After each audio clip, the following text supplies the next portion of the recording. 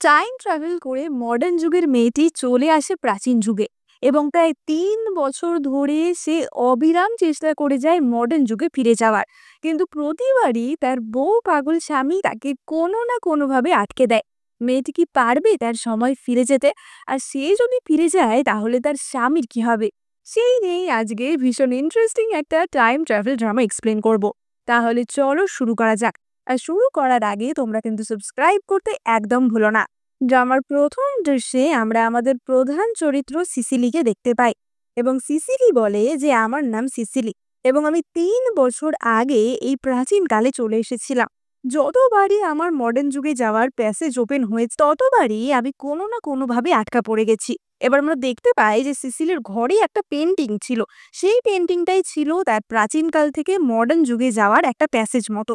এবং সিসিলি অর্থাৎ ভবিষ্যৎকালে সিসিলি এখন মডার্ন যুগে কোমাতে ছিল এবং ৩ বছর এইভাবেই কোমাতে থাকার পর সিসিলির বাবা ঠিক করে যে আর ১০ দিন সে দেখবে। এই ১০ দিনে যদি সিসিলির ঘুম না ভাঙে বা কোমার অবস্থা না ঠিক হয় তাহলে তার বাবা তাকে এবার এই অবস্থা থেকে মুক্তি দেবে। অর্থাৎ বলা যায় সিসিলি মডার্ন যুগে মারা যাবে। অর্থাৎ এই ১০ দিনের মধ্যেই সিসিলিকে যে করে হোক মডার্ন যুগে ফিরে যেতে হবে, নাহলে মডার্ন যুগে তার যে দেহ রয়েছে সেটা তো মারা যাবে। এবার প্রাচীন যুগে সিসিলি তো বলে ওঠে যে আজকে আমার স্বামীর দ্বিতীয় বিয়ে, সে যখন তার উপপত্নী নিয়ে ব্যস্ত থাকবে সেই সুযোগেই আমি আবার মডার্ন যুগে ফিরে যাব। এবং এই বলে সে তো সেই পেন্টিং এর দিকে দৌড় লাগায় তার নিজের সময় ফিরে যাওয়ার জন্য। কিন্তু পেন্টিং এর পোর্টাল তখন বন্ধ হয়ে গেছিল, ফলে সিসিলি দেওয়ালে ধাক্কা খেয়ে মাথা ফাটিয়ে সেখানেই আটকে যায় এবং তখনই তার স্বামী মার্টিন এসে তাকে ধরে নেয়। এবার মার্টিন তো বলে ওঠে যে তুমি এমন করে দেওয়ালে মাথা কেন ঠুকছো? তুমি কি আমাকে এতই ভালোবাসো যে আমি দ্বিতীয় বিয়ে করছি বলে তুমি নিজের ওপর এমন অত্যাচার করছো? এবার সিসিলি তো এই কথা শুনে অজ্ঞানী হয়ে যায় যে কি না কি তার স্বামী ভেবে নিয়েছে এবং মার্টিন তো সঙ্গে সঙ্গে চিন্তিত হয়ে ডাক্তারকে ডাকে এবং ডাক্তার সিসিলিকে চেক আপ করে বলে যে সম্ভবত সিসিলি অনেকদিন ধরে খুব ডিপ্রেশনে ছিল, খুবই দুঃখের মধ্যে ছিল, তাই জন্যই সিসিলি এমনটা করতে গেছে। এবার সিসিলি তো চেয়েছিল এক জিনিস এবং হয়ে যায় তার সাথে আর এক জিনিস। মার্টিন তাকে জড়িয়ে ধরে বলে যে আমি নতুন বিয়ে করছি বলে তুমি নিজের প্রাণ নিতে যাচ্ছ? তুমি যদি চাও এক্ষুনি আমি সেই বিয়ে ভেঙে দেবো। সিসিলি তখনই মনে মনে বলে ওঠে যে বিয়ে ভেঙে দেবে মানে? আমি মেয়েটার বাবাকে ৩০ মিলিয়ন টাকা দিয়েছি এই বিয়ে করানোর জন্য। এবং সিসিলি বলে যে না, আমি তোমার বিয়েতে একদম কষ্ট পাইনি। আজকে তোমার ওই স্ত্রীর সাথে প্রথম রাত, তুমি যাও, ওখানে যাও। কিন্তু মার্টিন তো সেখানে যেতে রাজি হয় না। মার্টিন বলে যে না, আজকে আমি তোমার সাথেই থাকবো। ফলে সিসিলির এইবারেও মডার্ন যুগে ফিরে যাওয়ার প্ল্যান আবারও ফেল হয়ে যায়। এবার সিসিলি তো পরের দিন সকালে সেই পেন্টিং এর কাছে জিজ্ঞাসা করে যে কালকে রাতের বেলা আমি যেতে পারলাম না কেন, পোর্টালটা কেন বন্ধ হয়ে গেছিল। এবং পোর্টালের সিস্টেমটি জানায় যে এবার যদি সিসিলি মডার্ন যুগে ফিরে যেতে চায় তাহলে তাকে মার্টিনের থেকে একটা ডিভোর্স লেটার নিয়ে যেতে হবে। তার সাথে এই অতীতের সম্পর্ক যে শেষ হয়ে যাচ্ছে, প্রাচীন যুগে তার স্বামীর সাথে যে ডিভোর্স হয়ে যাচ্ছে সেটা সেই পেন্টিং এ সাবমিট না করলে সে মডার্ন যুগে যেতে পারবে না। এবার সিসিলি তো ভাবে যে এ আবার নতুন কি সমস্যা এবং সে লুকিয়ে লুকিয়ে মার্টিনের স্টাডিতে যায় এবং সে মার্টিনের শিলমোহর চুরি করে লুকিয়ে লুকিয়ে মার্টিনের মতো হাতের লেখা করে একটি চিঠি লেখে যে ৩ বছর হলো আমার স্ত্রীর সাথে আমার বিয়ে হয়েছে, কিন্তু তার সাথে আমার সেরকম কোনোই সম্পর্ক নেই। সে ভীষণই আনফিট একজন মহিলা, তাই আমি তার সাথে আর কোনো সম্পর্ক রাখতে চাই না। এবার এই চিঠি নিয়ে সিসিলি তো সেখান থেকে চলে যায় এবং কিছুক্ষণ পর মার্টিন তার স্টাডিতে কাজ করতে আসে। কিন্তু যে পাতায় সিসিলি এই চিঠিটা লিখেছিল তার নিজের পাতাতেও চিঠির ছাপ রয়ে গেছিল এবং মার্টিন সেটা দেখতে পায়। মার্টিন ভাবে যে সিসিলি এমন চিঠি কেন লিখেছে এবং সেখানেই আমরা মার্টিনের অপর এক ভাই ইউয়ানকে দেখতে পাই, যে কিনা নিজেও একজন টাইম ট্রাভেলার ছিল। ইউয়ান মনে মনে বলে যে এ কি সত্যিই গাধা, এর বউ একে ডিভোর্স লেটার দিয়ে যাচ্ছে আর এ এখনো বুঝতে পারছে না। একে বোঝানোর আমি একটু সাহায্য করছি। ইউয়ান বলে যে দাদা, তোমার কি মনে হয় সিসিলি চিঠিতে তোমাকে কি লিখেছে? এবং মার্টিন তখন চিঠির যে ছাপটা রয়ে গেছিল সেটা পড়ে দেখে। মার্টিন বলে যে ৩ বছর কোনো সম্পর্ক নেই। এবার সিসিলি তখন এই ঘরের দরজার বাইরে দাঁড়িয়ে দাঁড়িয়ে সবকিছু শুনছিল। সিসিলি ভাবে যে এইবার তো আমি ফেসে গেলাম। কিন্তু মার্টিন তাকে গিয়ে বলে যে সিসিলি, তুমি কি বলতে চাইছো? তুমি কি ৩ বছর আমার সাথে থেকে খুশি না? তুমি কি আমার থেকে আরো বেশি সময় চাও? ঠিক আছে, আমি আরো ভালো করার চেষ্টা করব। আমি তোমাকে ভালো রাখার জন্য আগামী 6 মাস প্রতি রাতে তোমার ঘরেই থাকবো।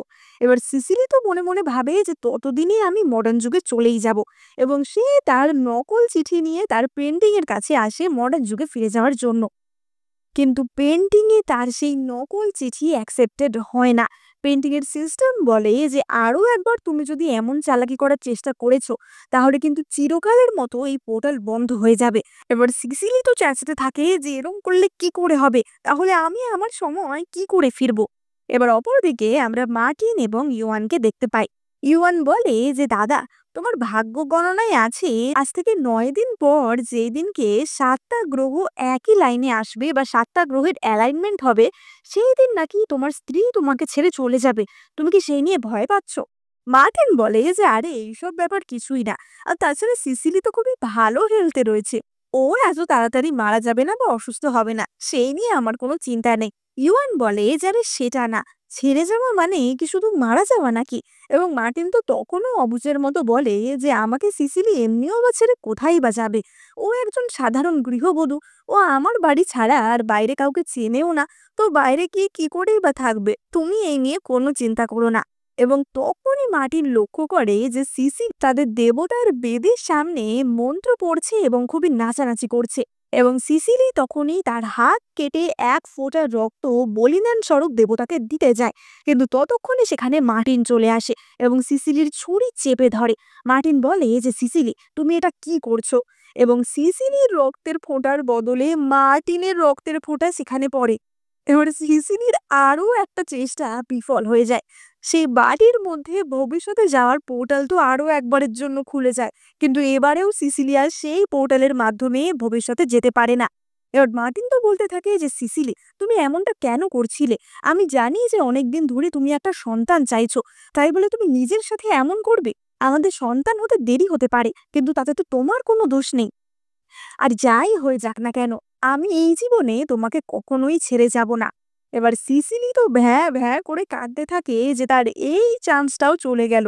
ওদিকে মার্টিন ভাবে যে সিসিলি হয়তো তার জন্য কাঁদছে, এবং মার্টিন সিসিলিকে জড়িয়ে ধরে সান্ত্বনা দিতে থাকে। এবার সিসিলি তো তার ঘরে চলে আসে এবং সে মনে মনে ভাবে যে আমি অনেক দিনের পুরনো একটা বই থেকে এই উপায়টা আবিষ্কার করেছিলাম, অর্থাৎ এই রক্তের ফোঁটা দেওয়ার উপায়টা। কিন্তু সেটাও একবারের বেশি ট্রাই করা যাবে না, সুতরাং এই চান্সটাও আমার নষ্ট হয়ে গেল। সুতরাং আবারও সেই পেন্টিং এর উপরই আমাকে ভরসা করতে হবে। আর পেন্টিং এর মাধ্যমে মডার্ন যুগে যাওয়ার জন্য তাকে তো ডিভোর্স পেপার দিতে হবে। কিন্তু এদিকে মার্টিন তো বলেছে যে সে সারা জীবনে কখনোই সিসিলিকে ছাড়বে না, তাহলে এবার কি হবে? এবার সিসিলি মনে মনে প্ল্যান করে যে মার্টিন তো তার মাকে খুবই ভালোবাসে, মার্টিন নিশ্চয়ই তার মায়ের কথা রাখবে। তাই যে করে হোক মার্টিনের মাকে অর্থাৎ সিসিলি নিজের শাশুড়িকে চটিয়ে দিতে যায়, যাতে শাশুড়ির কথায় মার্টিন তাকে ডিভোর্স দিয়ে দেয়। এবার সিসিলি পরের দিন তার শাশুড়ির ঘরে আসে, এবং সিসিলি তো একদম অন্য রকম ব্যবহার করছিল, যেটা কিনা তার শাশুড়ির সামনে একদমই অ্যাপ্রোপ্রিয়েট ছিল না। সে ইচ্ছা করেই তার শাশুড়িকে চটিয়ে দিচ্ছিল। এবং সিসিলি তখনই বলে যে শাশুড়ি মা, আমার মনে হয় যে আপনার 40 বছর বয়স হলেও আপনি দেখতে এখনো অনেক ইয়াং আছেন, আপনার যৌবন কিন্তু এখনো চলে যায়নি।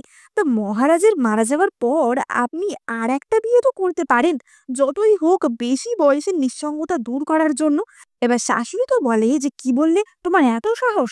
এবং সিসিলি তখনই কিছু লোকের ফটো দেখিয়ে বলে যে দেখুন, এরা প্রত্যেকেই কিন্তু ভীষণ বড় লোক এবং হ্যান্ডসামও, আপনি এদের মধ্যে থেকে কাউকে চুজ করতে পারেন। এবং এই কথা শুনে শাশুড়ি তো ভীষণ রেগে যায়। শাশুড়ি চেঁচাতে থাকে যে এক্ষুনি মার্টিনকে আমার কাছে ডাকো, এরকম মেয়েকে আমি বাড়িতেই রাখবো না। এবং সিসিলি ভাবে যে এবার তার প্ল্যান সাকসেসফুল হবে, এবার নিশ্চয়ই মার্টিন তার মায়ের কথায় তাকে ডিভোর্স দেবে। এবার সিসিলি তো তার ঘরে এসে হিসেব করতে লেগে যায় যে এই 3 বছরে সে কত টাকা জমাতে পেরেছে, এবং এই টাকা ভবিষ্যৎকালে নিয়ে যেতে পারলে সে কত বড় লোক না হয়ে যাবে। এবং তখনই সেখানে মার্টিন আসে, এবং মার্টিনের হাতে আমরা রোল করা একটা কাগজ দেখতে পাই।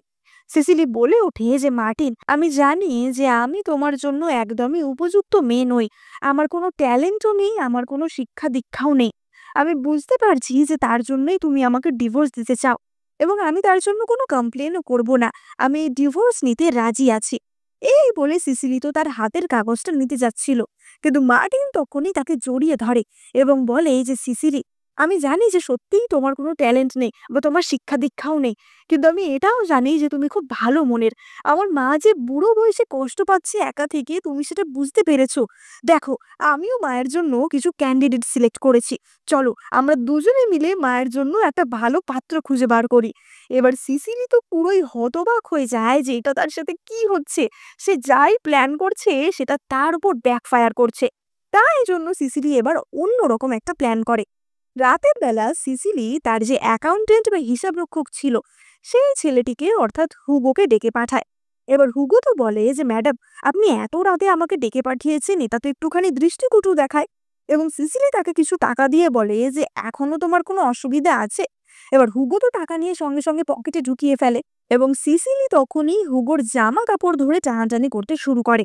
এবার সিসিলি মার্টিনের সামনে এমন দেখাতে চায় যেন সে পরকিয়া করছে এবং তখনই সেখানে মার্টিন আসে।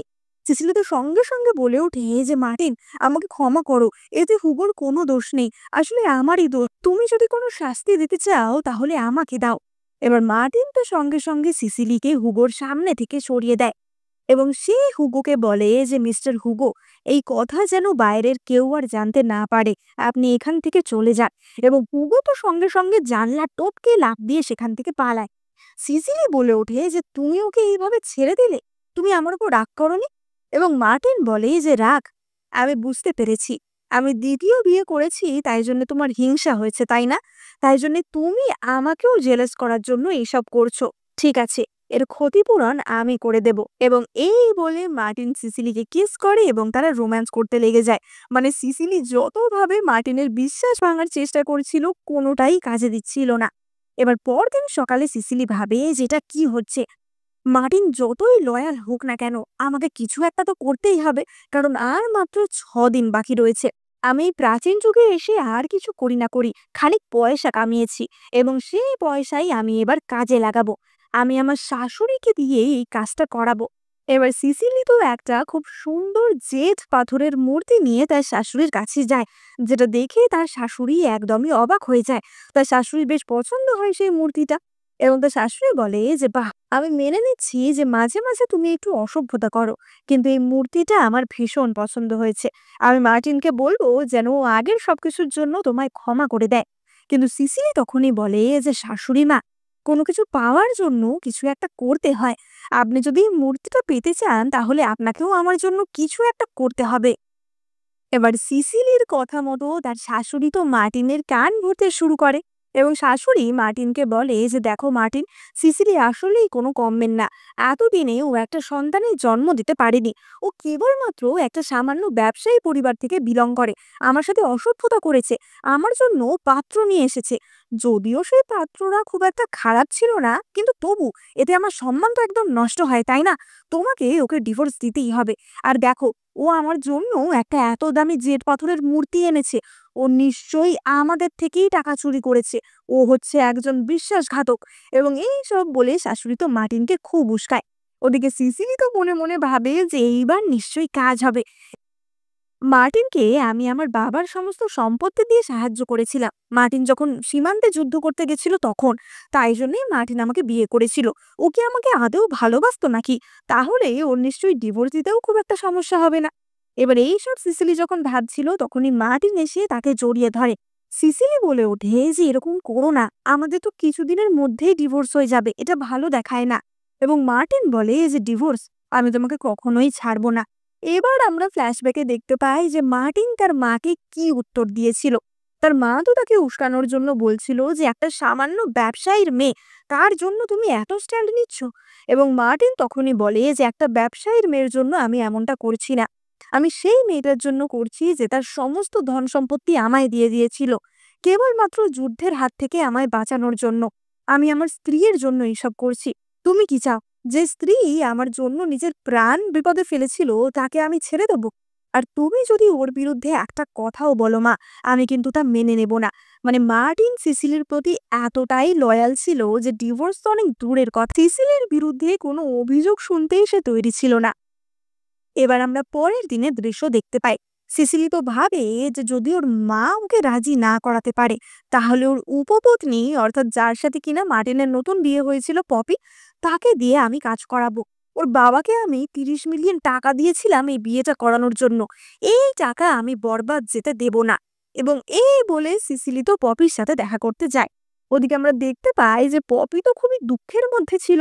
পপি মনে মনে ভাবছিল যে আমার বর একদিনও আমার কাছে এলো না।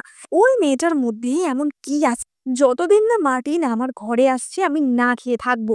এবং সিসিলি তো তখনই চিকেনের একটা লেগ পিস নিয়ে আসে পপির জন্য এবং বলে যে পপি তুমি খেয়ে নাও। এবার পপি তো সিসিলির সামনে বসে তখনই বলে যে দিদি, আমি জানি না যে আমি কি দোষ করেছি, কিন্তু মার্টিন আমার ঘরেই আসছে না। এবার তুমিই কিছু একটা করতে পারো। এবং সিসিলি তখনই বলে যে আমি তো তাই জন্যই এসেছি, আমি তোমাকে সঠিক শিক্ষা দেওয়ার জন্য এসেছি। এবার সিসিলি তো তাকে ভালো করে শিখিয়ে দেয় যে কিভাবে ছেলেদের ইমপ্রেস করতে হবে। এবং সিসিলি পপিকে একটা ক্রিম দেয় এবং বলে যে এই ক্রিমটা তুমি মেখো, এই ক্রিমটা মাখলে তোমার মুখের গ্লো বাড়বে, তাহলে মার্টিন আরো বেশি ইমপ্রেস হবে। কিন্তু সিসিলি চলে যাওয়ার সঙ্গে সঙ্গেই পপি সেই ক্রিম ছুঁড়ে জানলার বাইরে ফেলে দেয়। পপি বলে যে তুমি কি ভেবেছো আমি জানি না যে এই ক্রিম লাগালেই আমার মুখের কি অবস্থা হবে, আমার মুখ জ্বলে পুড়ে ছাই হয়ে যাবে। এইসব শয়তানি আমার অনেক ভালো করেই জানা আছে। এবার আমরা কিছুক্ষণ পরের দৃশ্য দেখতে পাই। মার্টিন তাদের লনে বসে কিছু কাজ করছিল এবং তখনই সেখানে পপি আসে মার্টিনের জন্য কিছু খাবার নিয়ে। এবার সিসিলি তো পপিকে দেখতে পেয়ে তার দিকে এগিয়ে যায় এবং সিসিলি বলে যে পপি, তোমার জন্য আমি একটা পাউডার এনেছি, এই পাউডারটার গন্ধে সব ছেলেরা পাগল হয়ে যায়, এটা তুমি ব্যবহার করো। কিন্তু পপি বলে যে এটার আমার কোনোই দরকার নেই। এবার সিসিলি তো পপিকে দেখে বলে যে তুমি আমার দেয়া ক্রিমটা মাখোনি, তোমার মুখটা এখনো ডাল লাগছে। এবং পপি বলে যে না, আসলে অত সস্তা ক্রিম মাখার আমার অভ্যেস নেই। সিসিলি বলে যে সস্তা, তুমি কি আমার ক্রিমটা ফেলে দিয়েছো নাকি, ওটার বিশাল দাম ছিল। এবং পপি তখনই বলে যে শোনো, তুমি কি করছো আমি সবই বুঝতে পারছি, তুমি আসলে আমাকে হিংসা করছো, তাই জন্য এমনটা করছো তাই না? কিন্তু আমি এইসব চক্রান্ত খুবই ভালো করেই জানি, তুমি আমাকে বাধ্য করো না বেশি শয়তানি করতে। এবং এই বলে পপি তো নিজের গালেই চড় মেরে দেয় এবং চেঁচাতে থাকে যে সিসিলি, তুমি আমার সাথে এমনটা কেন করছো? আমি জানি তুমি আমাকে হিংসা করো, তাই বলে এমন করবে? এবং এই বলে পপি তো নিজের গালেই ঠাস ঠাস করে চড় মারতে থাকে। সিসিলি বলে যে আরে বাবা, আমি তো এতক্ষণ তোমার ভালোই চাইছিলাম, তুমি এমনটা কেন করছো? ওদিকে পপি তো রাগে ফুঁসতে থাকে এবং সে বলে যে আমি খুব ভালো করেই জানি মার্টিনকে তুমি আমার থেকে কেড়ে নেবে। এবং এই বলে পপি তো জলে ঝাঁপ দেয়, এমন অ্যাক্টিং করে যেন সিসিলি তাকে ধাক্কা মেরে ফেলে দিল। এবার এই দৃশ্য তো মার্টিনও দূর থেকে দাঁড়িয়ে সবটাই দেখছিল। এবার সিসিলি দেখে যে পপি ডুবে যাচ্ছে এবং সিসিলি মনে মনে ভাবে যে এই তো আমার শেষ উপায়, এর সাহায্যেই আমি ডিভোর্সটা পেতে পারবো। এ যদি মরে যায় তাহলে আমার কি হবে? এবং পপিকে বাঁচানোর জন্য সিসিলি ঝাঁপ দেয়। সিসিলি ঝাঁপ দিচ্ছে দেখে সেখানে মার্টিনও এসে ঝাঁপ দেয় এবং তাদেরকে বাঁচায়। এবার জল থেকে ওঠার পর পপি তো সিসিলির নামে নালিশ করতে যাচ্ছিল, কিন্তু ঠান্ডার মধ্যে কাঁপতে কাঁপতে সে আর কিছু বলতে পারে এবং সে সেখানেই অজ্ঞান হয়ে যায়। এবং সিসিলিও তার অকর্মণ্যতা দেখে সেখানেই অজ্ঞান হয়ে যায়। এবার মার্টিন তো তখনই ভাবে যে এবার আমি এদের কি করে ওঠাবো। এবং মার্টিনের মনে পড়ে যে সিসিলি আগে একবার কাউকে বাঁচানোর জন্য সিপিআর দিয়েছিল এবং মার্টিন একইভাবে সিসিলিকে বাঁচানোর চেষ্টা করে। কিন্তু এই দৃশ্য আবার পপি উঠে দেখে এবং সেই দৃশ্য দেখে পপির তো আরোই মাথা খারাপ হয়ে যায়। এবার আমরা সেই রাতের দৃশ্য দেখতে পাই। পপি তো ভাবছিল যে এবার হয়তো মার্টিন তার ঘরে আসবে, কিন্তু পপির একজন দাসী জানায় যে মার্টিন বলেছে আজকে সিসিলির ঘরে থাকবে, কারণ সিসিলি পপিকে বাঁচিয়ে খুবই সাহসিকতার কাজ করেছে, সে একজন আদর্শবান স্ত্রীর মতো কাজ করেছে। এবং এই কথা শুনে পপির তো মাথা খারাপ হয়ে যায়। ওদিকে সিসিলির তো মাথা খারাপ হয়ে যায় যে তার কোনো প্ল্যানই কাজ করছে না। সিসিলি বলতে থাকে যে বিশ্বাস করো মার্টিন, আমি ওকে ঠেলে ফেলেছিলাম, আমার খুব হিংসা হচ্ছিল তাই জন্য। এবং মার্টিন বলে যে ঠিক আছে ঠিক আছে, আমি তোমার কথা বিশ্বাস করছি, আমি আমাদের গার্ডেনের সব কিছু একদম চেঞ্জ করে দেবো, যাতে তোমার আর কোনো রকম কোনো বিপদ হতে না পারে। আমি জানি তুমি খুব ভালো মনের এবং তুমি পপিকে বাঁচাতেই চেয়েছিলে। এবং এই বলে মার্টিন তো আবারও রোম্যান্স করতে শুরু করে দেয়। এবার পরের দিন পপি তার একটি দাসীকে দেখে যে তার দাসীর মুখটা খুব গ্লো করছে, খুব সুন্দর লাগছে। এবং পপি সেই দাসীকে জিজ্ঞেস করে যে তুমি মুখে কি মেখেছো বলো তো, তোমার মুখটা এত সুন্দর লাগছে। এবং দাসীটি জানায় যে আগের দিনের সেই ফেলে দেওয়া ক্রিমটা সেটাই সে মেখেছে। এবং পপি তখন বুঝতে পারে যে আচ্ছা, তার মানে সিসিলি তাকে সত্যি সাহায্য করারই চেষ্টা করছিল, সিসিলি তার এগেনস্টে ছিল না। এবং পপি সঙ্গে সঙ্গে ছুটে সিসিলির কাছে যায় এবং পপি বলে যে, "সিসিলি, আমি সত্যিই ক্ষমা চাইছি তোমার কাছে। এখন থেকে তুমি যা বলবে আমি সব মেনে চলবো।" এবং সিসিলি বলে যে, "ঠিক আছে, এবার আমি তোমাকে ট্রেনিং দেব।" এবার সিসিলি তো পপিকে তার কোমর সরু রাখার জন্য, তার মুখের শেপ ঠিক রাখার জন্য নানা রকমের ট্রেনিং দেয়। এমনকি তাকে ফিশ বাথ দিয়ে তার ডেড স্কেল ওঠানো থেকে শুরু করে তাকে একদম চকচকে বানিয়ে দেয়, যাতে মার্টিন পপিকে দেখলেই একদম গলে যায়। এবার সেই রাতে মার্টিন আগে সিসিলির ঘরেই যায়, কিন্তু সিসিলি মার্টিনকে তাড়িয়ে পপির কাছে পাঠায়। এদিকে পপি তো তার ঘরে প্র্যাকটিস করছিল যে মার্টিন এলেই সে কিভাবে কথা বলবে, এবং তখনই সেখানে মার্টিন আসে। পপি তো তাকে দেখে এমন চমকে যায় যে সে জোরে চেঁচিয়ে ওঠে, যাতে কিনা মার্টিনের কানে একদম তালা লেগে যায়। এবার পপি মার্টিনের জন্য অনেক রকম ব্যবস্থা করে রেখেছিল, সুগন্ধি মোমবাতি থেকে শুরু করে অনেক কিছু। কিন্তু মার্টিন সেই সব দেখে একদমই ইমপ্রেস হয় না, এবং সে আবারও সিসিলির ঘরেই চলে যায় এবং সে পপিকে শাস্তি দেয় ওই মোমবাতি হাতেই সারা রাত দাঁড়িয়ে থাকার জন্য। এবার পরের দিন সারা রাত শাস্তি পেয়ে পপি তো খোঁড়াতে খোঁড়াতে আসছিল, এবং তখনই তার সিসিলির সাথে দেখা হয়। সিসিলিকে দেখে এসে চেঁচিয়ে ওঠে যে, "শয়তানি, তুমি আমাকে ব্যবহার করার চেষ্টা করছো? তুমি আমার ঘাড়ে পা রেখে ওপরে ওঠার চেষ্টা করছো? তুমি যে এত চালাক সেটা তো আমি আগে বুঝতে পারিনি।" এবার সিসিলি তো বলে ওঠে যে, "আমি শয়তানি? তুমি তো একটা অকর্মণ্য। তোমাকে দিয়ে তো কোনো কাজই হয় না। এইটুকু সামান্য কাজ তুমি করতে পারো না?" এবার পপি তো তখনই কেঁদে ফেলে যে, "আমি আর এখানে থাকবোই না। তুমি আমাকে সবসময় বকাবকি করছো। মার্টিন আমার কাছে আসছে না। আমার এখানে থেকে কি হবে?" এবং তখনই সিসিলি বলে যে, "আমার কাছে একটা অন্য আইডিয়া আছে। আমি মানছি কালকে রাতে আমরা একটু বেশি বাড়াবাড়ি করে ফেলেছিলাম।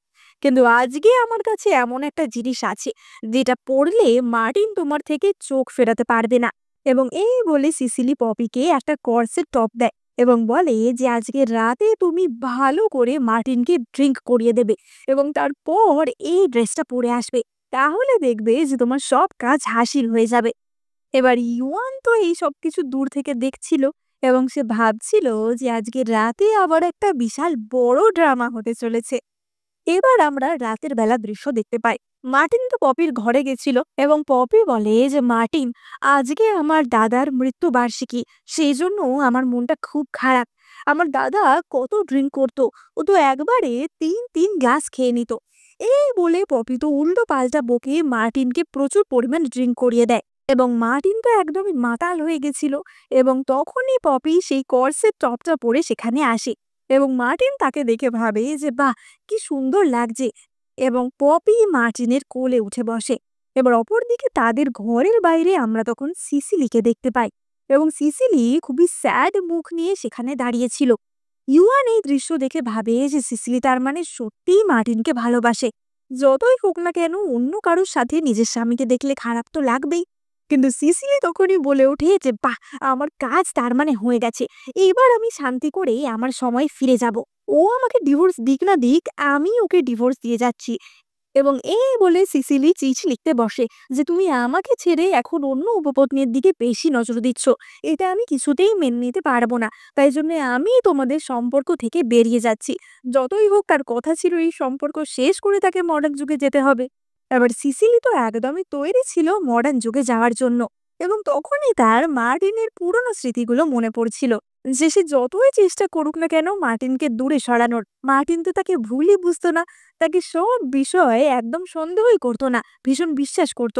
কিন্তু সিসিলি পরক্ষণেই ভাবে যে যাই হয়ে যাক না কেন, এই পৃথিবীটা, এই দুনিয়াটা আমার জন্য না। 4 দিন পর আবারও সেই 7টা প্ল্যানেট এক অ্যালাইনমেন্টে আসবে, সেদিনই আমাকে এখান থেকে ফিরে যেতে হবে। এবার সিসিলি যখন এইসব ভাবছিল তখনই মার্টিন তার ঘরে চলে আসে এবং মার্টিন বলে যে, "কি ব্যাপার, আর 4 দিন পর কি হবে?"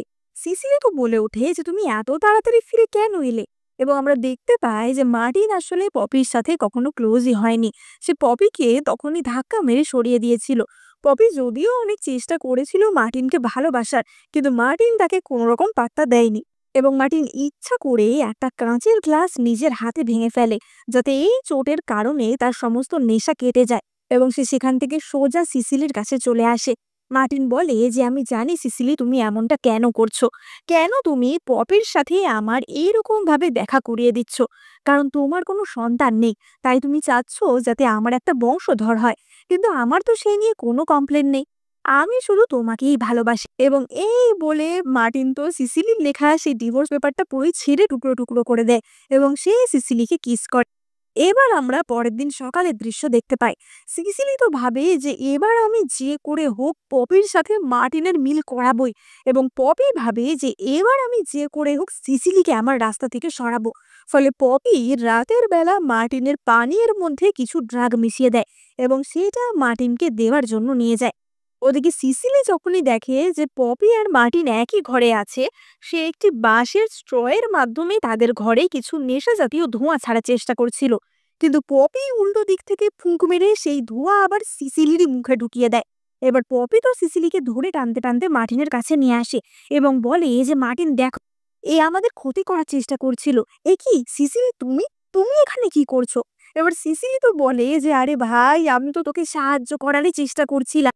কিন্তু পপি যেহেতু ধোঁয়াটা উল্টো দিকে ঢুকিয়ে দিয়েছিল, তাই সেই ড্রাগের ধোঁয়া তো সিসিলির মুখেই ঢুকে গেছিল। ফলে সিসিলি উত্তেজিত হয়ে পড়ে এবং মার্টিনকে কিস করতে শুরু করে দেয়।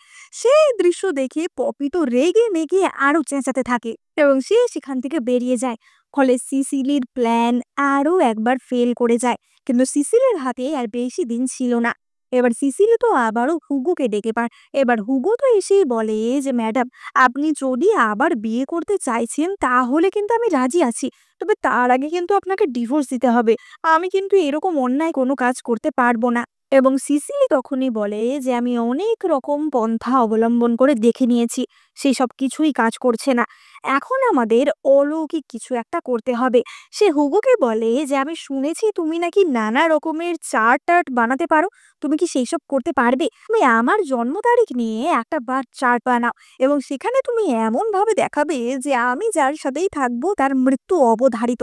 আমি ভীষণ অপয়া, আমি ভীষণ ডিমনিক একটি মেয়ে, আমি যেই সংসারে থাকবো সেই সংসার একেবারে ধ্বংস হয়ে যাবে। তুমি আমার জন্ম তারিখ নিয়ে এমন একটা চার্ট বানিয়ে দাও এবং সেটাই আমি মার্টিনকে দেখাবো। এই কাজের জন্য সিসিলি তো হুগোকে বেশ খানিকটা টাকাও দিয়ে দেয় এবং সেও কথা মতো কাজ করে এবং এমনই একটি ভবিষ্যৎবাণী করে। এবার সিসিলি তো পরের দিন সেই চার্ট নিয়ে গিয়ে তার শাশুড়ি এবং মার্টিনকে দেখায়। সিসিলি বলে যে আসলে আমি ভীষণই অপয়া, আমার ভীষণই বাজে মুহূর্তে জন্ম হয়েছিল, আমি যার সাথেই থাকবো সে মারা যাবে এবং আমি যদি এই পরিবারে থাকি তাহলে এই রাজ পরিবার একদম ধ্বংস হয়ে যাবে, সবাই মরে পচে ভূত হয়ে যাবে।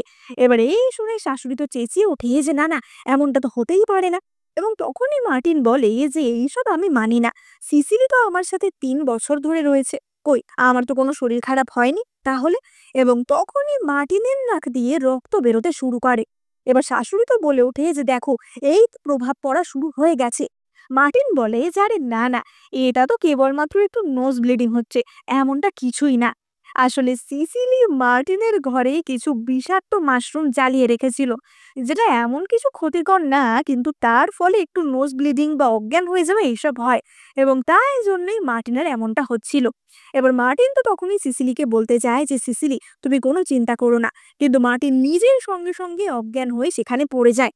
এবার সঙ্গে সঙ্গে চিকিৎসককেও ডাকা হয়। চিকিৎসক বলে যে এই চিকিৎসা আমার হাতের বাইরে, কারণ এখানে চিকিৎসা শাস্ত্র কোনো কাজ দেবে না। মার্টিনের ওপর কোনো ভয়ানক ডিমনিক শক্তির ছায়া পড়েছে, তার প্রভাবেই এমনটা হচ্ছে, তাকে এই বাড়ি থেকে সরাতে পারলেই সমস্ত কিছু ঠিক হয়ে যাবে। এবার শাশুড়ি তো বলে ওঠে যে ও, তার মানে সিসিলির জন্যই এমনটা হচ্ছে। এবং সিসিলি তো খুবই কাজু মাচু মুখ করে দাঁড়িয়েছিল যে ও, তাহলে আমাকে এবার এই বাড়ি থেকে চলে যেতে হবে, যতই হোক আমি মার্টিনের কোনো ক্ষতি হতে দেব না, আমি নিজে থেকেই এখান থেকে চলে যাব। এবার মার্টিন তো তখনই উঠে তাকে বাধা দিতে যাচ্ছিল, কিন্তু মার্টিনের মা তাকে থামিয়ে দিয়ে বলে যে আর না, তোমার হেলথ আমার কাছে সবচেয়ে বেশি জরুরি, এই রাজ্যের শাসক হিসেবে তোমাকে সুস্থ থাকতে হবে, তাই এখনই একটা ডিক্রি জারি করো যে সিসিলির সাথে তোমার ডিভোর্স হবে। এবার সিসিলি তো তখনই হাত চাপা দিয়ে ভ্যাঁ ভ্যাঁ করে কাঁদতে থাকে, কিন্তু কান্নার আড়ালে সে তো হি হি করে হাসছিল যে বাঁচা গেছে, এবার আমি স্বাধীন। এবার সেখান থেকে বেরিয়েই সিসিলি আগে চিকিৎসককে টাকা দেয়, কারণ চিকিৎসককে সেই শিখিয়ে দিয়েছিল এই কথাগুলো বলার জন্য। এবার সিসিলি তো মনের সুখে নাচতে থাকে যে ইয়েস, এবার আমি আমার সময় ফিরে যেতে পারবো। কিন্তু তার এই নাচের দৃশ্য ঘর থেকে মার্টিন দেখে নেয় এবং মার্টিন ভাবে যে কি ব্যাপার, আমি ওকে ডিভোর্স দিয়ে দিচ্ছি আর তাতে ওর এত আনন্দ, এটা কি করে সম্ভব? এবার পরের দিন তো সিসিলি মার্টিনকে বিদায় জানাতে যায় যে কিছুদিনের মধ্যেই এবার তো ডিভোর্স হয়েই যাবে। এবং সিসিলি দেখে যে মার্টিন তার ডিভোর্স লেটার লিখেও ফেলেছে। সিসিলি যে লেটারটা নিতে যায় মার্টিন বলে যে না, এবং সেই ডিভোর্স লেটারটা কুচি কুচি করে ফেলে দেয়। সিসিলি বলে যে এটা তুমি কি করছো, তুমি বুঝতে পারছো না তোমার প্রাণের ক্ষতি হয়ে যাবে আমি থাকলে। মার্টিন বলে যে আমি একজন দেশের শাসক, আমি শুধুমাত্র একটা ভবিষ্যৎবাণী নিয়ে ভয় পাবো? এতটাও কাপুরুষ আমি নই। আর তাছাড়া তোমার কেউ নেই এই জগতে, কিচ্ছু নেই, তুমি আমাকে ছেড়ে এই সংসার ছেড়ে কি করেই বা থাকবে? এবং মার্টিন বলে যে আমি তোমাকে ডিভোর্স দিচ্ছি না। এবার সিসিলি তো খেপে যায় যে এবার আমি কি করব। সিসিলি ভাবে যে অনেক হয়েছে, এবার আমাকে প্ল্যান বি অ্যাপ্লাই করতে হবে। এবার সিসিলি বাইরে বেরিয়ে দেখে যে ওয়ান সেখানে বসে ক্যান্ডি খাচ্ছে। এবং সিসিলি বলে যে ইওয়ান, তুমিও তো ভবিষ্যৎ থেকেই এসেছো, এখানে একমাত্র তুমিই আমাকে সাহায্য করতে পারবে। আমার হাতে আর মাত্র 2 দিন সময় আছে, 2 দিন পর মডার্ন ওয়ার্ল্ডে আমাকে কবর দিয়ে দেওয়া হবে, তার মধ্যেই আমাকে ফিরে যেতে হবে। তুমি অসুস্থ হওয়ার অভিনয় করো, যাতে সবাই বিশ্বাস করে যে আমার জন্যই এই সংসারের ক্ষতি হচ্ছে।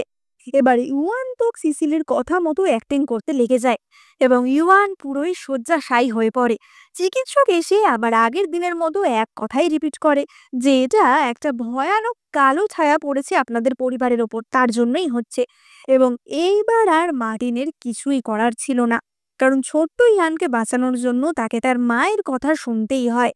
এবং মার্টিন বলে যে ঠিক আছে, আমি তোমাকে ডিভোর্স দিয়ে দেব, কিন্তু ডিভোর্সের 10 দিন পর আমি আবারও গিয়ে তোমাকেই বিয়ে করে আনবো। এবার সিসিলি তো বলে যে কিন্তু আবার বিয়ে করলে তো তোমাদের পরিবারের ওপর আবারও এই কালো ছায়া নেমে আসবে। এবং মার্টিন বলে যে না, আমি যে করে হোক এই ভাগ্য বদলাবোই বদলাবো। এবার পরদিন তো ইউয়ান তার দাদাকে জিজ্ঞাসা করে যে দাদা, তুমি সিসিলিকে আবারও বিয়ে করতে কেন চাইছো ডিভোর্স দেওয়ার পর? এবং মার্টিন বলে যে দেখো, ও তো অসহায় একটা মেয়ে, ও গৃহবধূ, ও বাইরের দুনিয়ায় গিয়ে কি করে থাকবে বলো, আমাকেই তো ওর দায়িত্ব নিতে হবে। কিন্তু অপরদিকে আমরা সিসিলিকে দেখতে পাই যে তো হুগোর সাথে রীতিমতো ব্যবসা খুলে বসেছিল।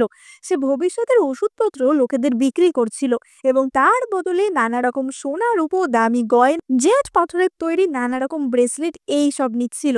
সিসিলি ভেবেছিল যে মডার্ন যুগে যাওয়ার আগে যত পারি দামি জিনিস আমি এখান থেকে কুড়িয়ে কাচিয়ে নিই, যাতে ওখানে গিয়ে আমি বড় লোক হতে পারি। ওদিকে মার্টিন তো ইউয়ানকে বলে যে আমাকে ছাড়া ওকে তো কেউ সম্মানও করবে না। কিন্তু অন্যদিকে আমরা দেখতে পাই যে সবাই তো সিসিলির কাছে হাত জোড়ো করে বসে পড়েছিল। এবার মার্টিন ইউয়ানকে বলে যে আমি শুনেছি যে বাজারে একটা নতুন দোকান খুলেছে, সেখানে নাকি নানা রকমের মিরাকিউলাস ওষুধ পাওয়া যাচ্ছে। আমি সেখান থেকে তোমার জন্য ওষুধ নিয়ে আসবো, সেই ওষুধে তুমি নিশ্চয়ই সেরে উঠবে। এবং মার্টিন সেই দোকানে ওষুধ আনতে যায়, অর্থাৎ মার্টিন সিসিলির দোকানে ওষুধ আনতে আসে। এবার সিসিলির মুখে তো তখন মাস্ক পরা ছিল, তাই জন্য মার্টিন সিসিলিকে চিনতে পারে না। এবার মার্টিন এসে তাদের দোকানে ওষুধ চায়, কিন্তু তখনই সিসিলি বলে যে ওষুধ দিয়ে আর কোনো কাজ নেই, কারণ তোমার ভাইয়ের যেটা হয়েছে সেটা অন্য কারণে হয়েছে। তোমাদের বাড়িতে নিশ্চয়ই এমন কেউ আছে যার জন্য এমনটা হচ্ছে, তাকে সরাতে হবে। এবং হুগো তো তখনই বলে যে হ্যাঁ মাস্টার, আসলে সিসিলিকে সরালেই আপনার ভাই ঠিক হয়ে যাবে। এবং মার্টিন নিজের মনে বলতে থাকে যে সত্যি, এই কথা যদি বাইরে জানাজানি হয়ে যায় তাহলে সিসিলি কতটাই না কষ্ট পাবে, সবাই ওকে নিয়ে কথা বললে ওর কতটাই না খারাপ লাগবে। এবং তখনই মার্টিন সিসিলির কানের দুলটা লক্ষ্য করে এবং সে দেখে যে এই মহিলার কানের দুল তো পুরোই তার স্ত্রীর কানের দুলের মতো। কিন্তু তখনই একটি অজানা তীর সিসিলির দিকে ছুটে আসে এবং আমরা দেখতে পাই যে মার্টিন সেই তীর সঙ্গে সঙ্গে ধরে নেয়। হুগো তো এই দৃশ্য দেখে সেখানেই অজ্ঞান হয়ে যায় এবং সেই শত্রুগুলি তখনই তো মার্টিনের ওপর হামলা করে। এবার মার্টিন তো তার তলোয়ার বার করে এবং সেই শত্রুগুলিকে ভালো মতোই শিক্ষা দেয়। কিন্তু সে যখন এইসব যুদ্ধ লড়াই করছিল তখনই একজনের ধাক্কায় সে পুরোই সিসিলির ঘাড়ে গিয়ে পড়ে এবং সিসিলির সাথে তার কিস হয়ে যায়। এবার সে তো আবারও তলোয়ারবাজি করতে শুরু করে, কিন্তু তখনই জানলা দিয়ে একজন তীর ছোড়ে এবং সিসিলিকে বাঁচাতে গিয়ে সেই তীরটা লাগে পুরো মার্টিনের বুকে। এবং তখনই সিসিলি যে লোকটি ছিল তাকে ধরে পেটাতে শুরু করে। সিসিলি বলে যে তোমরা এখানে চুরি করতে এসেছো, তোমরা দিন দুপুর বেলা ডাকাতি করতে এসেছো, তোমাদের কি ভগবানের ভয় নেই? এবং সে তো তাদের পিটিয়ে পিটিয়ে সেখান থেকে তাড়িয়ে দেয়। এবং মার্টিন ভাবে যে এই মেয়েটাকে আমি একবারের জন্য সিসিলি ভেবেছিলাম, কিন্তু না, আমার সিসিলি এত মারপিট করতে পারে না। এবং মার্টিন তো বাড়ি চলে যায়। এবার রাতের বেলা হুগো সিসিলির সাথে দেখা করতে আসে এবং সে বলে যে সিসিলি, তুমি মার্টিনকে ডিভোর্স দেওয়ার পর তুমি চাইলে আমি তোমাকে বিয়ে করতে পারি, কিন্তু সিসিলি তাকে রিজেক্ট করে দেয়।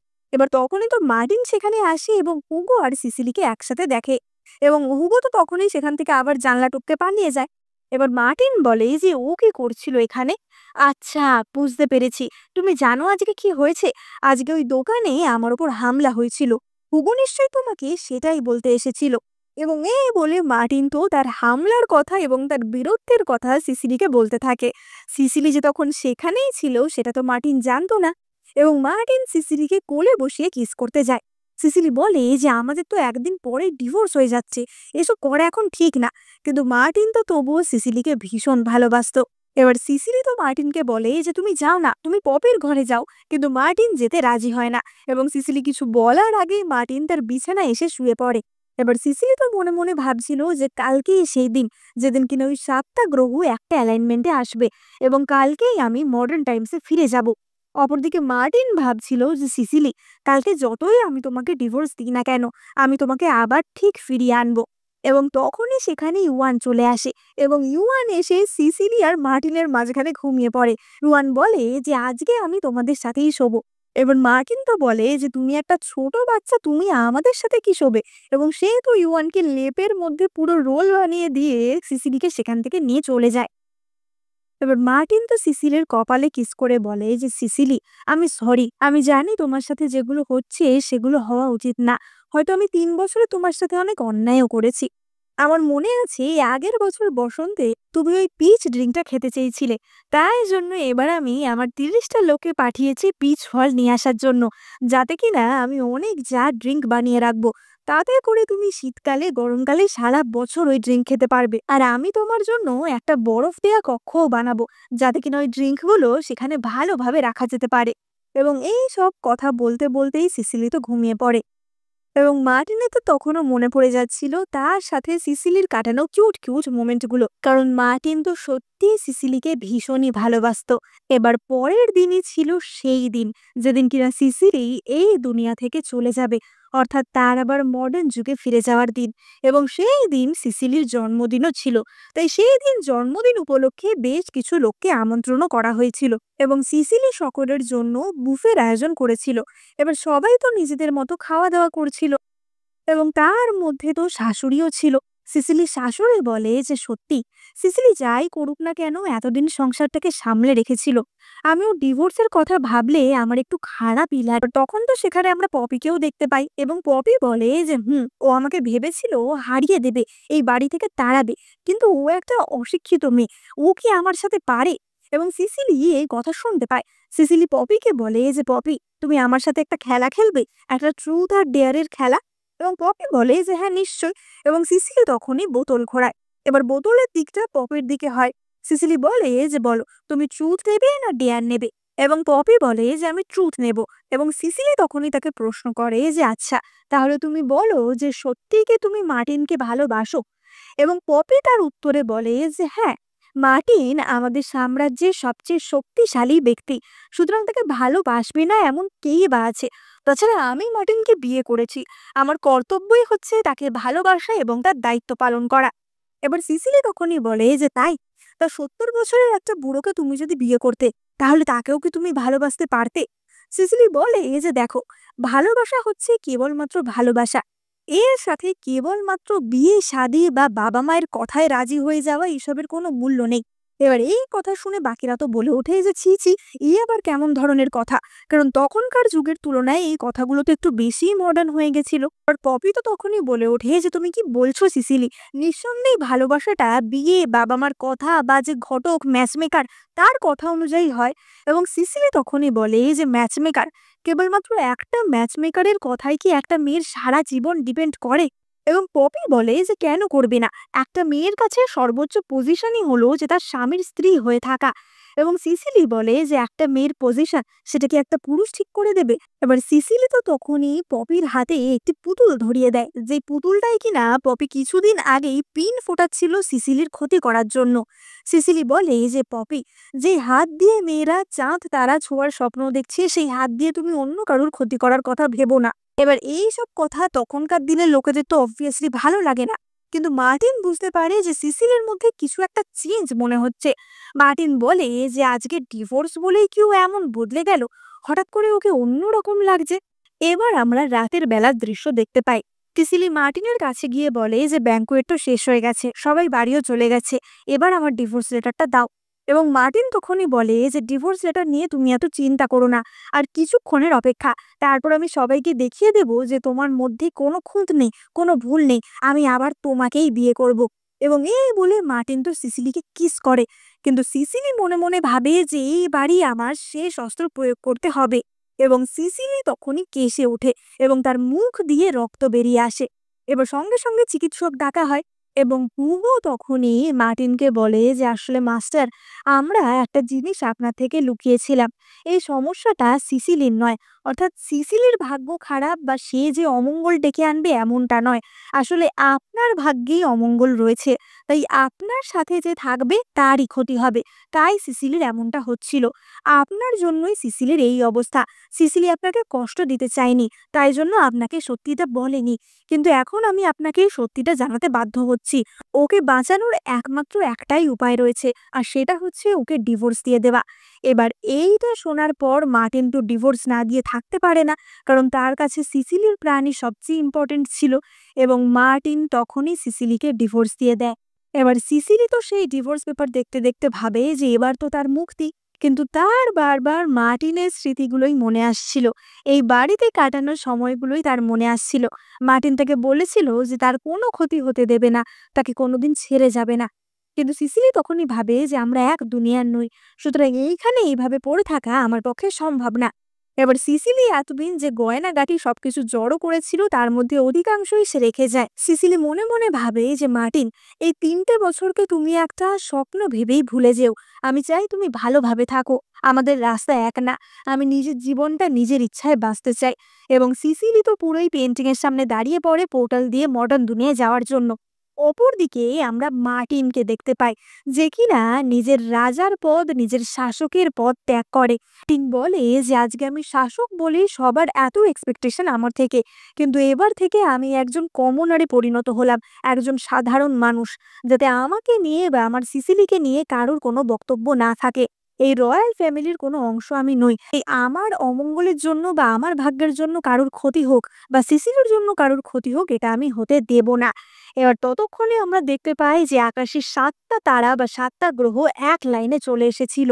ওদিকে মার্টিন তো তার শপথ নেহা গ্রহণ করে ছুটে সিসিলির কাছে আসে তাকে বলার জন্য যে এবার থেকে আমি একজন কমনার, এবার থেকে আমি তুমি সারা জীবন একসাথে থাকবো। কিন্তু সিসিলি ততক্ষণে মডার্ন যুগের উদ্দেশ্যে রওনা দিয়েছিল।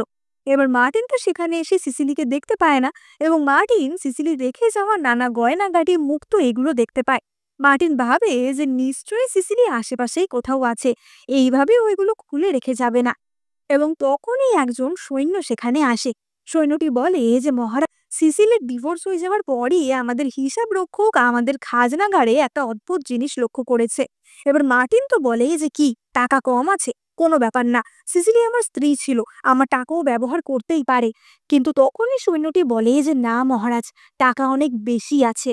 হিসেব রক্ষকটি বলে যে মহারাজ, আসলে আমরা হিসেব মিলিয়ে দেখেছি যে রাজমাতার নামে সিসিলি বহু দোকান করে দিয়ে গেছে, তাছাড়াও সে যে দোকানগুলো খুলেছিল তার মধ্যে কিছু দোকান সে পপির নামে করেছে, তার বেশিরভাগ সম্পত্তি সে ইউয়ানের নামে লিখে দিয়ে গেছে, এমনকি বাড়ির কর্মচারীদের জন্য উনি অনেক রৌপ্য মুদ্রা দিয়ে গেছেন। এবার এই কথা শুনে মার্টিন তো অবাক হয়ে যায় যে সিসিলি তার সব কিছু দান করে দিয়ে চলে গেল, আর তার কাছে যে এত কিছু ছিল সেই ব্যাপারেও তো মার্টিন কিছু জানতো না। এবং তখনই ওয়ান বলে যে দাদা, ওখানে দেখো একটা চিঠি লেখা আছে। এবং মার্টিন সেখানে একটা চিঠি দেখতে পায়, যে চিঠিটা কিনা সিসিলি তার জন্য লিখে গেছিল। এবার অপরদিকে আমরা দেখতে পাই যে সিসিলি তো মডার্ন দুনিয়ায় পৌঁছে যায় এবং সেই কোমা ছেড়ে সে উঠে পড়ে। সিসিলি বলতে থাকে যে ওই পেন্টিং, ওই ফালতু পেন্টিংটার জন্য আমাকে 3 বছর প্রাচীন যুগে আটকে থাকতে হলো, এবার আমি নিজের দুনিয়ায় ফিরে এসেছি। সিসিলির বাবা তো তাকে দেখে অবাক হয়ে যায় যে এ কি, তুমি এত বছর পর জেগে উঠেছো। এবং সিসিলি তখনই বলে যে বাবা, তুমি আমাদের সম্পত্তি আবার অন্য কাউকে দিয়ে দাওনি তো। এবং সিসিলির বাবা বলে যে বাহ, তুমি সত্যিই কি লোভী, আমি বুঝতে পারছি আমার আসল মেয়ে ফিরে এসেছে। এবং তার বাবা তো তাকে জড়িয়ে ধরে ভীষণ খুশি হয়। এবার সিসিলির বাবা তো সঙ্গে সঙ্গে তার সমস্ত সম্পত্তি সিসিলির নামে করে দেয়। এবং সিসিলি ভাবে যে এবার থেকে আমি আমার নতুন জীবন শুরু করব, যেখানে আমি মজ মাস্তি করে দিন কাটাবো। এবং তখনই সিসিলি লক্ষ্য করে যে তার কাছে মার্টিনের যে শিলমোহরটা ছিল সেটা থেকে গেছিল। অপরদিকে মার্টিন তখন সিসিলির লেখা চিঠিটা পড়ে। সেখানে সিসিলি বলেছিল যে মার্টিন, তুমি যখন এই চিঠিটা পড়বে আমি তোমার থেকে অনেক দূরে চলে যাব, সেখানে তুমি আর আমার কাছ অব্দি পৌঁছাতে পারবে না। তাই আমি এই ডিভোর্স লেটারের মাধ্যমে আমাদের বিয়েটা এখানেই শেষ করছি। আমাদের দুনিয়া থেকে তোমার দুনিয়া অনেকটাই আলাদা ছিল। সেখানে মেয়েদের নিজস্ব কোনো স্বাধীনতাই নেই, তাদের কিছু করারই নেই, কেবলমাত্র স্ত্রী হয়ে গৃহবধূ হয়ে তাদের সারা জীবন কাটাতে হয়। তাই আমি আবার আমার সময় ফিরে গেলাম। এবার মার্টিন যখন চিঠিটা পড়ছিল তখনই পেন্টিং এর ভেতর থেকে আর একটা অ্যানাউন্সমেন্ট হয় যে এইবার 7টা স্টারের যে অ্যালাইনমেন্ট সেটা বন্ধ হয়ে যাচ্ছে, অর্থাৎ আবার সরে যাচ্ছে। সুতরাং যার এখন ট্রাভেল করার এক্ষুনি কিন্তু ঢুকে পড়ো। এবার মার্টিন তখনই ভাবে যে আচ্ছা, তার মানে এই ছবির মধ্যেই রহস্য লুকিয়ে আছে। কারণ মার্টিনের মনে পড়ে যায় যে সিসিলি বারবার এই ছবিতে এসে ধাক্কা খেত। এবং মার্টিন বলে যে সিসিলি, তুমি কি ভেবেছিলে তুমি আমার থেকে পালাতে পারবে? আমি তোমাকে ছেড়ে কোথাও যাব না। এবং মার্টিনও সেই ছবির মধ্যে দিয়ে ভবিষ্যৎকালে চলে আসে। এবার আমরা সিসিলিকে দেখতে পাই যে তো তার বাড়িতে বসে চিপস খাচ্ছিল, টিভি দেখছিল এবং তার ইচ্ছা মতো কাজ করছিল এবং সে বেশ বোরই হচ্ছিল। এবং তখনই সে ফোন করে একটা ক্লাবে বলে যে আজকে আমি ক্লাবে যাচ্ছি, সব খরচ আমার। এবং সিসিলি ক্লাবিং করতে চলে যায়। অপরদিকে আমরা মার্টিনকে দেখতে পাই যে কিনা মডার্ন যুগের সেই হসপিটালে এসেই পৌঁছায় এবং সেও অপর এক কোমা পেশেন্টের দেহে প্রবেশ করে, যাকে দেখতে কিনা পুরোই প্রাচীন যুগের মার্টিনের মতোই ছিল। এবার সিসিলি যখন ক্লাবে ছিল তখন সিসিলির কাছে তার বাবার ফোন আসে এবং তার বাবা বলে যে সিসিলি, তোমার সাথে আমি একজনের অ্যারেঞ্জ ম্যারেজের সম্পর্ক দেখেছি এবং সে হচ্ছে মু বংশের ছেলে নিকোলাস মু। তুমি কি তার সাথে বিয়ে করবে? সিসিলি তো হাসতে হাসতে ফোন কেটে দেয় যে অ্যারেঞ্জ ম্যারেজ আমি কখনোই না। এবার অপরদিকে মার্টিনের ঘুম ভাঙে, বা বলা যায় মার্টিন মডার্ন যুগে আসে নিকোলাসের দেহে। এবং মার্টিন তো উঠেই অবাক হয়ে যায় যে এটা কোন জায়গা, এই আশেপাশে এমন অদ্ভুত অদ্ভুত যন্ত্রপাতি, এগুলো কিসের? এবং তার হাতে তো স্যালাইন দেওয়ার পাইপটা দেওয়া ছিল। মার্টিন ভাবে যে এই যন্ত্রটা কি আমার রক্ত চুষে নিচ্ছে, এবং সে সেই পাইপ খুলে দেয়। এবার তখনই তো মার্টিন অর্থাৎ নিকোলাসের যারা বডিগার্ড ছিল তারা সেখানে আসে, কিন্তু মার্টিন তাদেরকে সেখানে মেরে হসপিটাল থেকে বেরিয়ে আসে। এবার বাইরে এসে মার্টিন তো মডার্ন যুগের নানা জিনিস দেখতে পায় এবং সে সেখানে গাড়ি ঠাড়ি দেখে তো একদম চমকে যায়। মার্টিন মনে মনে ভাবে যে সিসিলিও তার মানে এখানেই এসেছে, আমাকে যে করে হোক ওকে খুঁজে বার করতে হবে। এবার মার্টিন সিসিলিকে খুঁজতে খুঁজতে সেই ক্লাবের সামনেই আসে এবং সেখানে ক্লাবের যে লোকটি ছিল সে মার্টিনকে একটি মডেল ভেবে, একটি মেল মডেল ভেবে ধরে নিয়ে যায়। এবার সিসিলি তো ততক্ষণে ক্লাবে খুবই ড্রাঙ্ক অবস্থায় বসেছিল এবং সিসিলি মনে মনে ভাবছিল যে মার্টিন, আমি তোমাকে ভুলতে কেন পারছি না। এবং তখনই তার সামনে মার্টিন আসে। এবার মার্টিন তো এসেই সিসিলিকে বলে যে সিসিলি, তোমার এমন অবস্থা কেন? তুমি বস্তার মতো এ কি জামা পরেছো? তোমার চুল এমন এলোমেলো, গায়ে কোনো গয়না নেই, তুমি এই দুনিয়ায় আসার জন্য এত পাগল হয়ে গেছিলে? এবার সিসিলি তো নেশার ঘোরে এটা রিয়ালাইজ করতে পারে না যে এটাই তার অতীত কালের মার্টিন। তাছাড়া মার্টিন কিভাবেই বাঁচত? সিসিলি বলে ওঠে যে সত্যি মার্টিন মনে হয় আমার মাথার মধ্যে ঢুকে গেছে, যে এখানের ওয়েটারদেরও আমার পুরো মার্টিনের মতোই লাগছে। এবার সিসিলি মার্টিনকে বলে যে আমি তোমাকে আমার সাথে রাতে থাকার জন্য টাকা দেব, এমনিতেও আমার ডিভোর্স হয়ে গেছে, সুতরাং আমি নিশ্চয়ই কাউকে চিট করছি না। এই বলে সে তো মার্টিনকেই কিস করে, মানে নিজের স্বামীকে ডিভোর্স দিয়ে সে আবার স্বামীর সাথেই প্রেম করছিল। ওদিকে মার্টিন তো বলতে থাকে যে তুমি আমাকে কিছু না বলেই এই দুনিয়ায় চলে এলে, এটা কি তুমি ঠিক করেছো? এটা তুমি একদম ঠিক করনি। এবং সিসিলি তখন বলে যে মার্টিন, আমি তো 3 বছর তোমার সাথে ছিলাম, 3 বছর তোমার স্ত্রী হয়ে মুখ বন্ধ করে তোমার সাথে ছিলাম, কিন্তু প্রত্যেকটা মিনিট, প্রত্যেকটা সেকেন্ড, প্রত্যেকটা দিন আমি খালি এটাই আশা করতাম যেন আমি তাড়াতাড়ি নিজের সময় ফিরে আসতে পারি, কারণ ওই দুনিয়াটা আমার দুনিয়া না। মার্টিন তো এইসব কথা শুনে একদমই অবাক হয়ে যায়। মার্টিন বলে যে সিসিলি, তুমি কি বলছো? আমরা তো 3 বছর একসাথে ছিলাম, তুমি তার মানে ওই 3 বছর আমাকে মিথ্যা বলেছো যে তুমি আমায় ভালোবাসো? তুমি নিশ্চয়ই ড্রিঙ্ক করেছো, তাই জন্য তুমি এইসব কথা বলছো। এবং সিসিলি বলে যে ড্রিঙ্ক একদমই না, আমি একদম সজ্ঞানে এই কথা বলছি। তোমাদের যুগে একটা ছেলে ৩টে ৪টে করে বিয়ে করে, তারা কখনোই একটা মহিলার প্রতি লয়াল থাকে না, সুতরাং আমি যেটা চাই সেটা কখনোই তুমি দিতে পারতে না। মার্টিন বলতে থাকে যে সিসিলি, তুমি ভুলে যাচ্ছ কেন আমি তোমার স্বামী? তোমার মনে হয় এই দুনিয়ায় এসে মাথাটা খারাপ হয়ে গেছে। তুমি বাড়ি ফিরে চলো, আমি তোমাকে বাড়ি নিয়ে যাব। এবং তখনই সিসিলি বলে যে না, এটাই আমার বাড়ি, এটাই আমার দুনিয়া, তুমি কখনোই আমার দুনিয়া থেকে আমাকে নিয়ে যেতে পারবে না। এবং এই বলে সিসিলি তো সেই শিলমোহরটি তাকে ফেরত দিয়ে দেয় এবং বলে যে তুমি আমার দুনিয়া থেকে বিদায় হও। এবার মার্টিন তো সিসিলির এই কথায় একদমই হিলে যায় এবং সে ক্লাবে বসেই প্রচন্ড ড্রিঙ্ক করতে থাকে। সে তো বাড়িতে এসেও প্রচন্ড ড্রিঙ্ক করতে থাকে। এবার বাড়ি বলতে মার্টিন যার দেহে এসেছিল, অর্থাৎ নিকোলাস মু তার বাড়িতে। মার্টিন ভাবে যে আমি তো তোমাকে কথা দিয়েছিলাম যে আমি কখনো তোমায় ছেড়ে যাব না, তাহলে কি আমি সেই কথা রাখতে পারবো না? এবার তখনই সেখানে নিকোলাস মুয়ের বাবা আসে এবং তাকে এই অবস্থায় দেখে বলে যে আমাদের বাড়ির ছেলে তার এই অবস্থা, সে কোথায় সব দায়িত্ব নেবে তা না, তোমার সাথে আমাদের পরিবার কোনো সম্পর্ক রাখবে না, ওকে এক্ষুনি এই বাড়ি থেকে বার করে দাও। আর সিসিলির পরিবারকে জানিয়ে দাও যে সিসিলির সাথে ওর বিয়েও আর হবে না। এবার সিসিলির নাম শুনেই মার্টিন তো উঠে পড়ে এবং সে বলে যে সিসিলি, সিসিলির সাথে আমার বিয়ে। এবং মার্টিন ঠিক করে যে সিসিলি তাকে যেভাবে চায় সে সিসিলিকে সেভাবেই আপন করে নেবে। এবং মার্টিন এই দুনিয়ায় থাকার নিয়ম কানুন সবকিছু শিখে নেয় এবং সে তাদের মূল পরিবারের ব্যবসা সবকিছু সামলাতে শুরু করে। এবং যেহেতু সে বুদ্ধিমান ছিল এবং একজন শাসক ছিল, তাই তার ম্যানেজমেন্ট স্কিল তো এমনিও খুবই ভালো ছিল। তাই খুব কম সময়ের মধ্যেই মুদের সমস্ত বিজনেস সে হ্যান্ডেল করতে শুরু করে দেয়। সে মনে মনে ভাবে যে এই মু পরিবারের বিজনেসকেই আমি কাজে লাগাবো তোমাকে ফিরিয়ে আনার জন্য। এবার অপরদিকে আমরা সিসিলিকে দেখতে পাই যে ভাবছিল যে আগের দিন রাতের ওই ব্যাপারগুলো, ওগুলো কি সত্যি ছিল নাকি ওগুলো কোনো স্বপ্ন ছিল। এবার সিসিলি তার বাবাকে বলে যে বাবা, তুমি না একজনের সাথে আমার অ্যারেঞ্জ ম্যারেজের কথা ঠিক করেছিলে, সে কে? এবং সিসিলি সেই অ্যারেঞ্জ ম্যারেজের ছেলেটির সাথে দেখা করতে যায়, যেটা কিনা মার্টিনই ছিল। এবার সিসিলি তো তাকে দেখেই বুঝে যায় যে এটা প্রাচীন কালের মার্টিন। এবং সিসিলি বলে যে না, আমাদের মধ্যে কখনোই গুড ম্যাচ হতে পারে না, আমি তোমাকে বিয়ে করতে রাজি নই। এবং সে সেখান থেকে চলে যায়। এবার সিসিলি যখন সেখান থেকে বেরিয়ে যাচ্ছিল, মার্টিনও তার পিছন পিছনই আসছিল। এবং তখনই মার্টিন লক্ষ্য করে যে ছাদের উপর থেকে একটা টব পড়ে যাচ্ছে। মার্টিন সঙ্গে সঙ্গে গিয়ে সিসিলিকে জড়িয়ে ধরে, যাতে কিনা সেই টবটা সিসিলির না লাগে। সিসিলি বলে যে তুমি কি আমাকে এতই ভালোবাসো নাকি যে ওই দুনিয়া থেকে এখানেও চলে এলে? তুমি কবে আমার পিছু ছাড়বে বলো তো? আমি তোমার কাছে তোমার খাঁচার পাখি হয়ে থাকতে চাই না। আমি এমন একটা ভালোবাসা চাই যেখানে কেউ সুপিরিয়ার থাকবে না, যেখানে দুজনেই সমান থাকবে। তাই আমি তোমার সাথে আর ফিরে যাব না, তুমি এখান থেকে যাও। এবং এই বলে সিসিলি তো সেখান থেকে চলে যায়। কিন্তু বাড়ি গিয়ে সিসিলি খবর পায় যে মার্টিন তাদের দরজার সামনে সকাল থেকে শুয়ে আছে। ফলে সিসিলি তো মার্টিনকে বাড়িতে ঢোকাতে বাধ্য হয়। এবার মার্টিন তো অ্যাক্টিং করতে থাকে যে সে এই মডার্ন যুগের কিছুই জানে না এবং সিসিলি তাকে সব কিছু শিখিয়ে দেয়। আসলে মার্টিন এই সবকিছু করছিল সিসিলির কাছে কাছে থাকার জন্য, তার থেকে ভালোবাসা পাওয়ার জন্য। মার্টিন এমনকি টয়লেট থেকে জল খেতে যায়, কিন্তু সিসিলি তাকে বাধা দেয় যে আরে বাবা, এটা জল খাওয়ার জায়গা না।